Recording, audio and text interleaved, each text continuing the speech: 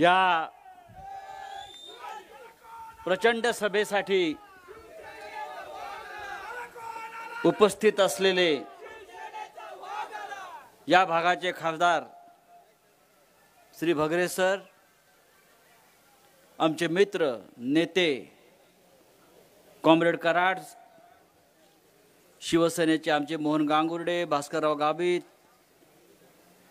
रवी बाबा, चिंतामणी गावित, आमचे संपर्क प्रमुख जयंतराव दिंडे, काँग्रेस, राष्ट्रवादी काँग्रेस, महाविकास आघाडीचे सर्व नेते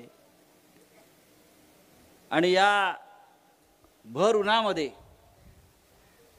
सूर्य आग ओकतोय आणि हे सगळं इथे ज्या पद्धतीनं आपण बसलेला आहात, तुम्हाला खरोखर लाल सलाम करावाच लागेल।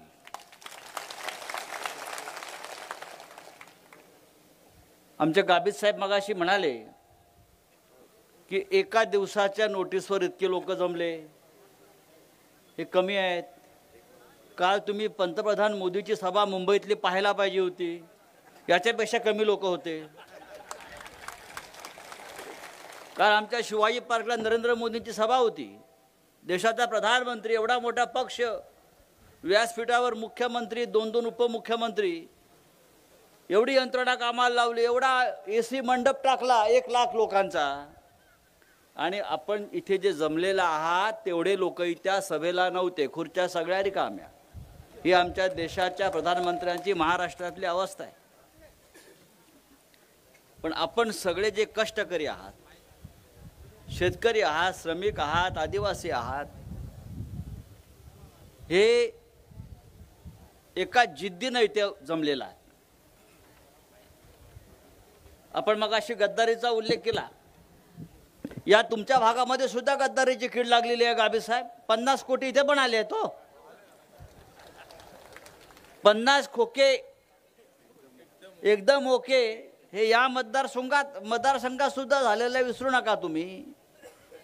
त्याच्यामुळे ह्यांना आता खोक्याखाली गाडूया आणि तुमच्या सगळ्यांचे कष्टकऱ्यांचे नेते आमचे कॉम्रेड गाबित, जीवा पांडू गाबित, यांना विधानसभेत पाठवूया।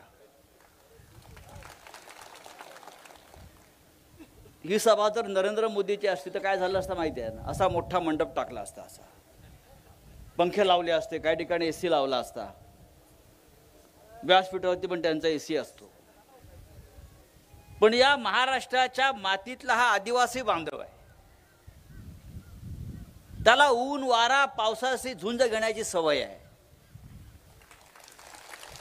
म्हणजे जेव्हा अनेक प्रश्नांसाठी हे गाबित साहेबांच्या नेतृत्वाखाली इथून एक मोर्चा निघतो मुंबईला अनेकदा, तेव्हा आम्ही मुंबईवाले म्हणतो लाल वादळ निघालंय, लाल वादळ निघालंय। हे लाल वादळ मुंबईची हद्द करून आतमध्ये आलं की आम्हाला थोडी धडकी भरते, आता मुंबई बंद होणार, जाम होणार, रस्ते बंद होणार। आमचं लक्ष असतं कुठे पोचलंय वादळ, हे लाल वादळ कुठे पोचलंय। ही एक ताकद आहे या महाराष्ट्रात, आणि ही ताकद सहज निर्माण झाली नाही।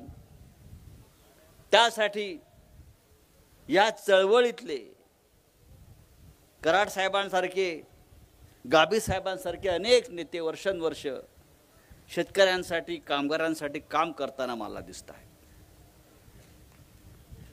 नरेंद्र मोदी सध्या महाराष्ट्रात दौऱ्यावर आहेत, फार मोठ्या मोठ्या घोषणा करत आहेत। 2 दिवसापूर्वी नरेंद्र मोदी झारखंडला होते, झारखंडला, बरं का, आदिवासी भाग आहे झारखंड। तिकडे जाऊन त्यांनी काय भाषण केलं आदिवासींवर, की झारखंड मधल्या आदिवासींना सगळे अधिकार, हक्क, न्याय हक्क मिळायला पाहिजेत, त्यांच्या जमिनी मिळायला पाहिजेत। ज्या वन खात्याच्या जमिनीवरती आदिवासी आहेत त्यांना त्यांचा हक्क मिळाला पाहिजे, हे झारखंडला सांगतात। आदिवासींना नोकऱ्या मिळायला पाहिजे, पण महाराष्ट्रात आल्यावरती नेमकं उलटं करतात।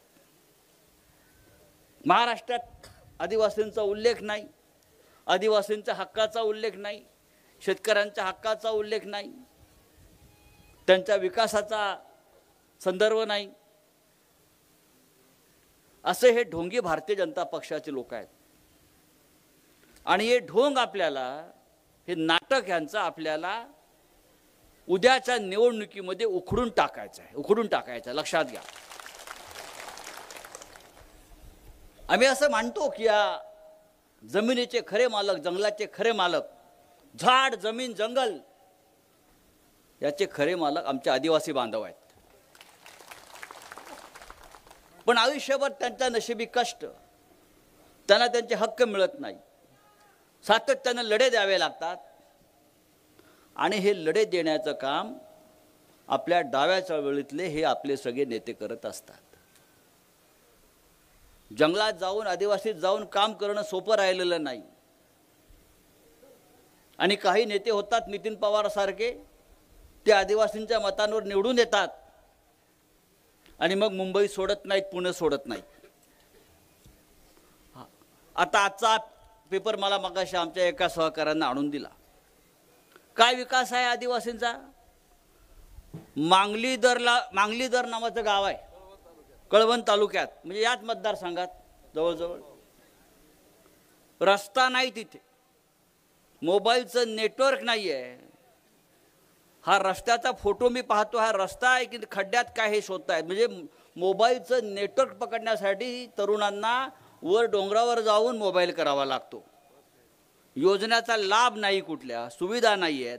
1000 मतदाराचं ते गाव आहे आणि त्या गावानं उद्याच्या मतदानावरती बहिष्कार टाकण्याचा निर्णय घेतला. हे अत्यंत दुर्दैवी आहे. ही वेळ जर आमच्या आदिवासी गावांवरती येत असेल तर गेल्या 10 वर्षामध्ये नरेंद्र मोदींनी काय विकास केला किंवा देवेंद्र फडणवीसने काय विकास केला की आपलाच विकास करून घेतला फक्त. मगाशी आपण नोकर भरतीचा विषय मांडलात, त्या पेसा संदर्भातला नोकर भरतीचा विषय महाराष्ट्रामध्ये अनेक दिवस चर्चेला आहे, गाजतो आहे. आदिवासी तरुणांना नोकऱ्या मिळायला पाहिजेत. कोणत्याही नियम आणि अटींची फार मांडणी न करता त्या मिळायला पाहिजेत. पण या महाराष्ट्रातल्या सगळ्या नोकऱ्या नरेंद्र मोदी, अमित शहा, देवेंद्र फडणवीस गुजरातला घेऊन चालले. उद्योग येऊ द्यायचा नाही आणि जर उद्योग आला तर तो उद्योग ताबडतोब उचलायचा आणि बाजूच्या गुजरात राज्यात घेऊन जायचा. म्हणजे आमचे हे सगळे गोरगरीब शेतकरी, कष्टकरी, आदिवासी यांच्या घरातली तरुण मुलं ही कायम बेरोजगार राहणार आहेत. आता हे आमच्या बहिणींना 1500 रुपये द्यायला निघालेत. 1500 रुपये विकत घेत आहेत आदिवासींना, गोरगरिबांना. या बहिणी आमच्या आहेत ना, का तुमच्याच आहेत का? 1500 रुपये दिल्या का लाडक्या बहिणी झाला क्या? इतके वर्ष आमच्या लाडक्या बहिणीच आहेत त्या. पण 1500 रुपये ही आमच्या बहिणींची किंमत केली. त्याच्यामुळे आम्ही ठरवलंय, गाबी साहेब तुम्ही सुद्धा सरकारमध्ये असणार आहात, लक्षात घ्या. मी काय सांगतोय ते लक्षात घ्या. 10 दिवसापूर्वी महाविकास आघाडीने एक पंचसूत्री जाहीर केलेली आहे. त्यात राहुल गांधी होते, उद्धव ठाकरे साहेब होते, शरद पवार साहेब होते. आणि आम्ही ठरवलं आहे हे 1500 रुपये वगैरे झूट आहे. बहिणींना आपण 3000 रुपये द्यायचं ठरवलेलं आहे. आणि आमच्या सगळ्या बहिणी लाडक्या आहेत. आम्ही त्यासाठी मतं मागत नाही आहोत. बहिणींना 3000 रुपये द्यायचं आम्ही ठरवलेलं आहे.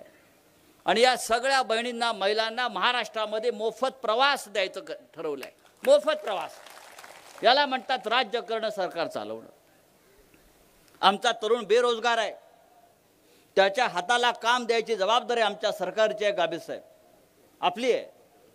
आणि जोपर्यंत त्याच्या हाताला काम मिळत नाही, नोकरी मिळत नाही, तोपर्यंत या बेरोजगार तरुणांना 4000 रुपये द्यायचं आम्ही ठरवलेलं आहे. 4000 रुपये.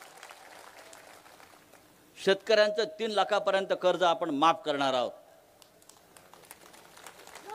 आणि कुटुंबावरती अनेकदा संकट येतात, आजारपण येतात, पैसे नसतात. करोनामध्ये आपण पाहिलं, या कुटुंबाचा आरोग्य विमा, हेल्थ इन्शुरन्स 25 लाखाचा सरकारतर्फे काढला जाणार आहे. ही आपली पंचसूत्री आहे. आणि ह्याच्यामध्ये आपण सगळे आहात आपण ज्या तळपता उन्हामध्ये बसलेल्या आहेत, आपल्या जीवनामध्ये सावली निर्माण व्हावी यासाठी ही तरतूद आपण सगळ्यांनी केलेली आहे. JP गावित यांच्यासारखे नेते या भागाला लाभले. सातत्याने त्यांचा संघर्ष सुरू असतो. आम्ही जरी मुंबईत असलो तरी गावित साहेबांचा आवाज इथून आम्हाला मुंबईला ऐकायला येतो, त्यांच्या गर्जना. आता गावित काय करणार आहेत, काय चाललंय? कारण महाराष्ट्र हा लढाऊ नेत्याच्या मागे, लढाऊ कार्यकर्त्याच्या मागे सातत्यानं लक्ष देऊन असतो. आम्ही सगळे मुंबईला असू, दिल्लीला असू, पण या राज्याचा जो लढाऊपणा आहे, या राज्यातला जो लढाऊपणा आहे, तो जसा मुंबईसारख्या शहरामध्ये शिवसेनेने टिकून ठेवला, तसा या आदिवासी भागामध्ये या आमच्या कॉम्रेड मंडळींनी टिकून ठेवला, गावित साहेबांनी, कराड साहेबांनी टिकून ठेवला. आणि अशा या लढाऊ नेत्याला आपण या उद्याच्या निवडणुकीमध्ये प्रचंड बहुमतानं विजयी केलं पाहिजे. आपला आवाज म्हणून विधानसभेत पाठवायला पाहिजे. मला अनेकांनी सांगितलं की हा सगळा भाग लोकसभेला आपल्या पाठीशी उभा राहिला आणि भगरे साहेब निवडून आले. त्याच्यामुळे आमच्या सगळ्यांचं कर्तव्य आहे, शिवसेना असेल, काँग्रेस असेल, राष्ट्रवादी काँग्रेस असेल, की या तुमच्या नेत्याला नुसतं विधानसभेत पाठवायचं नाही, तर उद्याच्या सरकारमध्ये सुद्धा त्यांना स्थान राहील आणि तुमचे प्रश्न सोडवले जातील. अशा प्रकारची भूमिका आम्ही सगळ्यांनी घेणं आज गरजेचं आहे. आणि यासाठी मग उद्धव ठाकरे साहेब असतील, यासाठी माननीय शरद पवार साहेब असतील, राहुल गांधी जे असतील, या सगळ्यांचं एकमत झाल्याशिवाय राहणार नाही.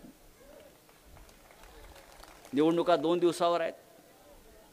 पैशाचं प्रचंड वाटप सुरू आहे. पोलीस यंत्रणेचा वापर करून पैसे वाटले जात आहेत. आज सकाळीच मला एक माहिती आली की मोठे मोठे कंटेनर जे असतात ते गुजरातमधून पैसे भरून येत आहेत. कंटेनर्स, मोठे मोठे कंटेनर्स.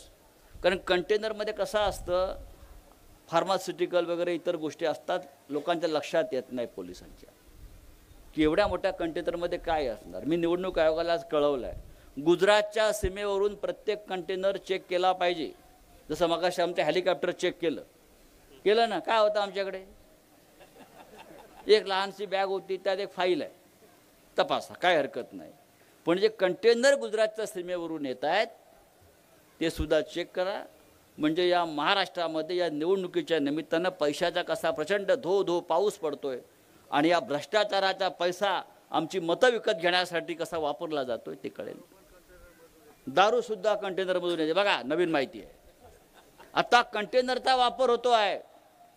खोके, पेट्या आणि कंटेनर. आता खोके सुद्धा मागे पडले, आता कंटेनरमधून पैसे यायला लागले. तेव्हा मित्रांनो, माझ्या बांधवांनो, हे सगळं आपल्याला बदलायचं असेल, या राज्यामध्ये परिवर्तन घडवायचं असेल, आपल्या जीवनामध्ये परिवर्तन घडवायचं असेल, तर आपल्याला कॉम्रेड जीवा पांडू गावित यांच्यासारखा एक बुलंद माणूस, लढणारा माणूस विधानसभेत पाठवावा लागेल. आणि मला खात्री आहे की विक्रमी मताने आपण त्यांना विजयी कराल आणि आपल्या पुढल्या पिढीचं भविष्य घडवण्यासाठी या निवडणुकीमध्ये मतदान कराल, इतकं सांगतो आणि तूर्त आपली रजा घेतो. जय हिंद, जय महाराष्ट्र. चलिए.